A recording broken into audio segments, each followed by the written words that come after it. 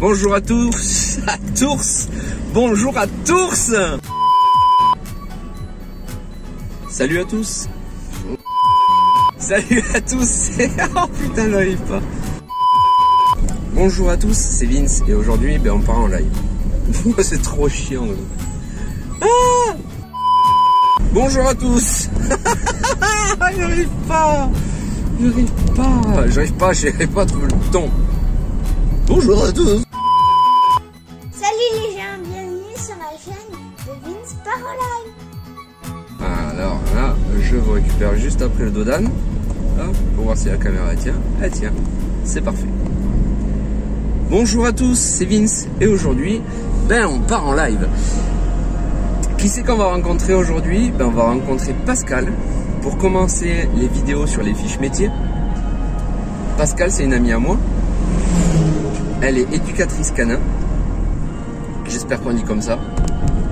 Et on va lui poser plein de questions parce que j'ai une idée assez floue du métier. Je sais à quoi ça sert, un éducateur canin. Je suis pas trop con non plus, mais pour l'être et le devenir, je n'en sais rien du tout. Donc on va la rencontrer et elle va nous expliquer son boulot, sa façon de faire.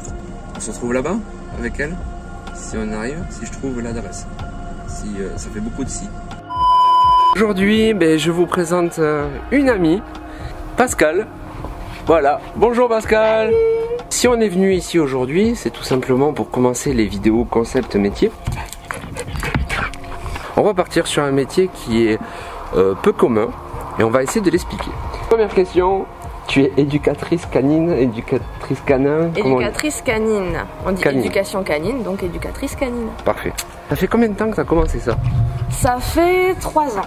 3 ans. Un peu plus de 3 ans. Est-ce qu'il y a déjà des études à faire pour devenir éducatrice? Ouais. Alors soit on passe le brevet professionnel, ça se passe à Gramat dans le Lot. Ouais. Soit on fait une formation dans un centre d'éducation canine. D'accord. Il n'y a pas besoin d'avoir le bac ou d'avoir... Non. Non. D'accord. On marche? Donc, en fait, c'est moi, je suis éducateur d'éducatrice. Ça pas bouger. Réellement, le boulot, ouais, je pense que ça serait mieux qu'on se pose. On va se poser parce que là, ça va être chiant. On va tourner en rond pour rien en fait. C'est ça. Et puis on a la chaîne qui nous suit aussi comme une amant.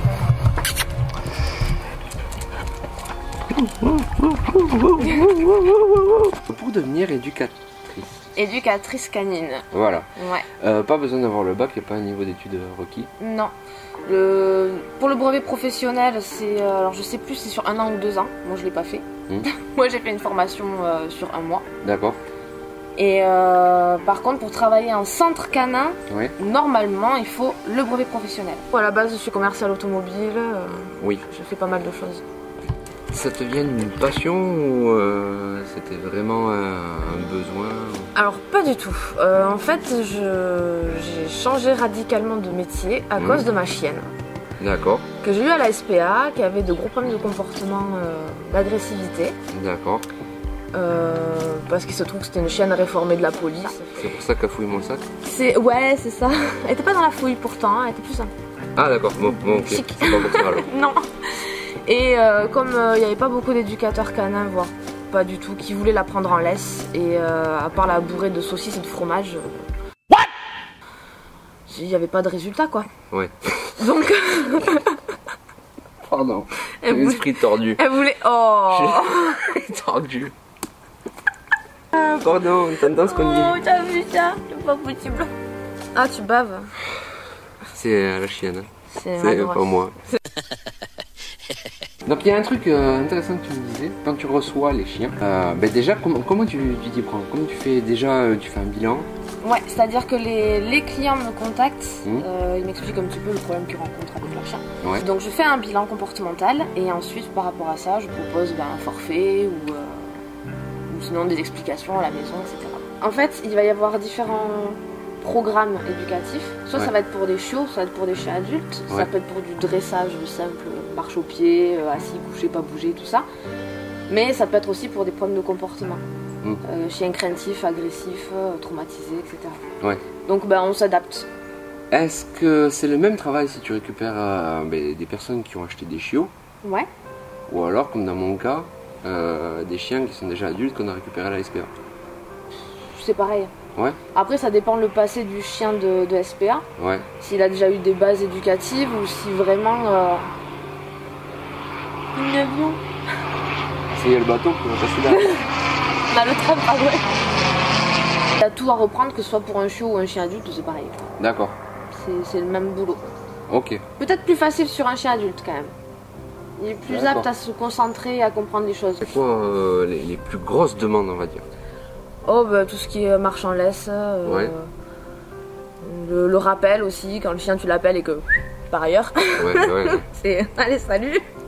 Mais sinon, ouais, non, c'est surtout ça quoi. D'accord. Ouais. T'as pas eu des cas compliqués, des chiens des fois agressifs, où tu pouvais rien en faire du tout? J'ai eu des chiens agressifs. En général, moi ça va. Quand je vais le prendre en laisse, quand je vais le promener, il va attaquer personne, il va pas m'attaquer non plus. Enfin, ça se passe très bien. Mais dès qu'il repart avec le proprio, il veut bouffer tout le monde. D'accord. Donc il y a beaucoup de propriétaires par contre qui baissent les bras au bout de quelques cours, alors qu'il en faudrait énormément. Mais moi, la mienne par exemple, pour casser son agressivité, il a fallu plusieurs années. Donc c'est un travail de tous les jours. Ouais. Mais eux, au bout de quelques cours, ils baissent les bras. Quoi. Le boulot d'éducateur, c'est plus... tu vas leur donner des astuces pour pouvoir eux éduquer leurs chiens. Mais c'est pas... Ils te filent pas la patate chaude et tu te débrouilles. Non. En fait, les clients, les propriétaires doivent être là. Parce que c'est eux qui vont faire tout le boulot derrière. C'est-à-dire que moi, je vais apprendre au chien, mettons la marche en laisse. Ouais. Je vais lui apprendre les ordres, etc. Et je vais devoir apprendre au maître la gestion de la laisse, les ordres, tout. Donc après, c'est eux qui se débrouillent. D'accord. Ils se débrouillent à la maison. Alors, on se retrouve au bois de... Non, on ne dit pas. On dit pas. Le bois de on dit pas. Voilà. Ne venez pas. Chais. C'est que pour nous. Hop. Voilà. La pile. Voilà. Ça c'est fait. Parce que Zia, elle écoute pas mal. Le problème, c'est qu'elle tire en laisse. Ouais. Complet. Est-ce que tu peux nous donner quelques petits tuyaux? Alors déjà, on va bannir la laisse en rouleur. Ah! Les laisses en rouleur, c'est bien pour des chiens vraiment qui répondent bien, qui marchent vraiment à 2 mètres, 3 mètres max de la personne, qui tirent pas, qui marchent bien sur les trottoirs, etc. On va plutôt utiliser une laisse, une laisse plate en fait, une laisse fixe. Ouais. Donc là, par exemple, celle-ci, c'est en 3 points, en biotane. Donc il n'y a pas d'échauffement, ça s'abîme pas, c'est ultra résistant. Par contre, on va pas rester au bois, parce que pour travailler la marche en laisse, le bois avec haut taquet d'odeur, haut taquet de personnes qui passent, ça va être compliqué. C'est pas idéal. Donc pour tester, on va aller sur la route. Allez, t'es prête? On va sur la route. Allez hop.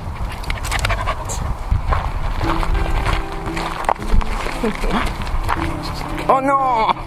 Quand tu commences une balade, les 5 premières minutes, ça va donner le ton de la balade. Ouais. Donc, si tu commences comme ça, tu peux être sûr qu'elle va tirer toute la balade. D'accord. Donc c'est pour ça aussi que je te dis, il faut trouver le juste milieu entre la défoulée et l'exciter. Ouais, d'accord. Au pied là. Non. Au pied là. Non. Au pied. Au pied. Au pied. Alors là, on est bien d'accord. Je vais pas te la porter tous les jours pour que tu refasses ça. Là, pour l'instant, je la teste. Je vois en fait. D'accord. Le rôle d'un éducateur, c'est d'apprendre au chien les ordres et après, c'est d'apprendre au maître la gestuelle. D'accord. Stop. Oui, c'est bien ça. C'est bien ça. Oui. Quand tu donnes un ordre, toujours Zia au pied, Zia demi-tour, Zia stop, etc. D'accord. Au pied. Zia stop. Dès que tu sens qu'elle est prête à repartir, hop, tu la fais stopper. C'est bien ça, vous faites. Alors toujours petit à petit. Quand tu vois qu'elle en peut plus, tu lâches un peu. Ouais. Voilà. À toi. Allez. Allez. Allez, viens. Top. Regarde, t'as tout pourri. Regarde, t'as tout pourri partout. Non, arrête. Hop, calme. On détend. Dès que tu l'as vraiment au pied, tu détends la laisse. D'accord. Comme elle comprend bien le stop, tu peux te servir du stop. Allez, viens. Ici, au pied. Là, prête. Calme. Allez, au pied.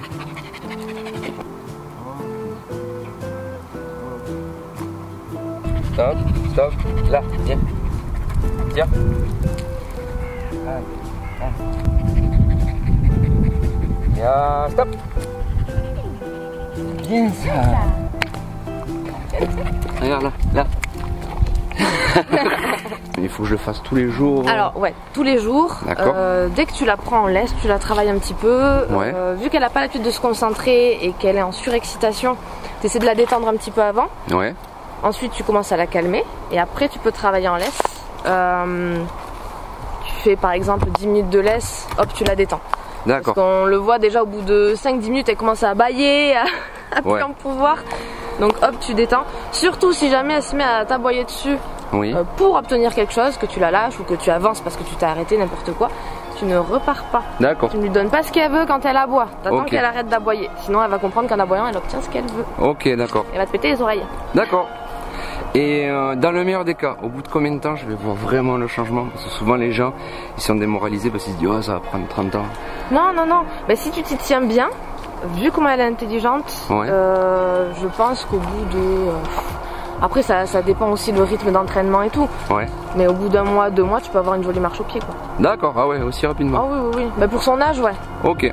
Par rapport aux autres métiers, tu es ta patronne. Ouais, je suis à mon compte. Comment tu le vis toi par rapport à ça? Quand ça marche bien, quand les sous rentrent, il n'y a pas de souci. Oui. Quand il faut payer l'URSSAF, bon, ça fout un coup dans l'aile. Compliqué, oui. Mais c'est surtout dans des périodes comme le Covid, avec confinement, etc., où vraiment on a des périodes creuses, encore qu'on a eu les aides de l'État quand même. Mais c'est vrai que quand il y a des mois où ça va pas vraiment marcher parce que c'est Noël, ou le mois de janvier, les gens ils ont plus de sous, ils ont pas que ça à faire. Donc c'est vrai que les sous ils rentrent pas quoi. Il faut se gérer. Sur sa passion aussi. Ouais, et puis il faut se gérer toute l'année, essayer de mettre des sous de côté, en prévision. Est-ce que tu arrêterais ce boulot pour repartir dans l'automobile ou ailleurs? Alors j'ai failli. Ouais. J'ai failli. Après si je dois arrêter ce boulot c'est uniquement par problème de santé je pense. T'aimes ce que tu fais en fait? Ouais, j'aime ce que je fais. Tu te lèves pas le matin avec la peur au ventre à aller au boulot? Ouais, non, non, ça non. Après, il y a des points négatifs aussi. Hein. On travaille dehors, donc l'hiver, on est dehors, il fait froid, on se prend la pluie. C'est l'été, canicule, il faut jongler aussi, travailler plus tard le soir. Ouais. Il y a des points négatifs. Ou les gens aussi qui prennent rendez-vous et qui ne viennent pas sans prévenir. On parle. On peut pas refaire les gens. On peut pas refaire les gens. J'aimerais venir sur un point. Ouais. Tu sais, les vieux, la vieille époque là. Et t'achètes un chien, tu le laisses tout faire, faut lui mettre un petit coup sur les fesses là avec un bâton, ou alors tu lui mets une trempe de temps en temps. Alors moi j'ai un peu de mal à taper les chiens. Ouais, ceux qui aiment vraiment les chiens, ils ont toujours du mal. Hein. Il y a toujours le truc aussi, on dit si tu le prends pas en flagrant délit, ça sert à rien. Non, alors ils sont pas bêtes les chiens, ils ont une très très bonne mémoire, ils savent ce qu'ils font. Ouais. Moi j'ai un exemple tout bête, mais par exemple ma chienne, elle va prendre son os, elle va aller le manger dans le jardin. Je veux qu'elle rentre dans la maison. Pendant 2-3 heures, elle est restée avec moi à l'intérieur. D'un coup, je lui dis, va chercher ton os. Elle sait exactement où elle doit aller chercher. D'accord, d'accord. T'inquiète pas, les chiens, ils ont une très très bonne mémoire. Il y a un test à faire, comme le chien qui a vidé la poubelle. Oui. Ça, c'est vraiment le truc tout bête. Il a vidé la poubelle, on arrive, comme on s'est fait... on a pété un câble, évidemment, la première fois. Le chien s'en souvient. On se dit qu'il associe le fait de la poubelle vidée à la colère du maître. Tu fais un test, tu vides la poubelle, t'enfermes ton chien dans la cuisine, tu sors 2 secondes, tu reviens. Moi j'ai fait le test, je me dis oh là là. Il a tout rangé. Et elle vient me faire la fête, c'est-à-dire qu'elle a très bien compris que c'était pas moi. Non, il a tout rangé. Ce serait trop bien. Il a tout rangé la poubelle, il l'a sorti et tout. Ouais. Voilà. À essayer chez vous. Avec la mienne, elle bouffe les boueurs par contre. Hein. Mais voilà, au moins t'as un test de concret, c'est-à-dire voilà, moi la mienne, je suis revenue dans la cuisine, elle m'a fait la fête, mais genre t'étais où? D'accord, ouais. Donc ils en ont conscience. Par contre, frapper le chien, non. Il y a d'autres façons de se faire respecter, de montrer son autorité. Moi, à la mienne, j'ai juste à lui faire les gros yeux et comprendre que là, je rigole pas, quoi. D'accord. Je fais peur. Ouais. Mais je tiens à te remercier d'avoir été si coopérative. Et parce que je tiens à te remercier aussi pour nous avoir expliqué tout ça. Ouais, mais avec plaisir. La fin de cette vidéo, j'espère que vous avez aimé. Donc si vous avez aimé, vous pouvez mettre un pouce en l'air. Si vous n'avez pas aimé, vous pouvez cliquer 2 fois sur le pouce en bas. Ça annule, c'est ça? Je sais pas. Si tu cliques 2 fois, ça annule. C'est bon. Vous pouvez cliquer 2 fois sur le pouce en bas. Mettez en commentaire si vous avez bien... Mon cœur est déjà pris. Si vous avez bien aimé cette vidéo, si vous aimez bien les concepts de fiches métiers comme ça, si vous avez des questions pour Pascal, si vous avez des questions pour moi, si vous avez des suggestions à faire sur d'autres métiers, même si j'en ai prévu quelques-uns, vous n'oubliez pas de vous abonner aussi. Merci beaucoup, à bientôt. Bye. Tu as aimé la vidéo? Alors mets un j'aime, abonne-toi, mets la cloche et tu peux mettre tes commentaires dessous. C'est la chaîne de mon papa, alors t'as intérêt à le faire. Je compte sur toi, bisous.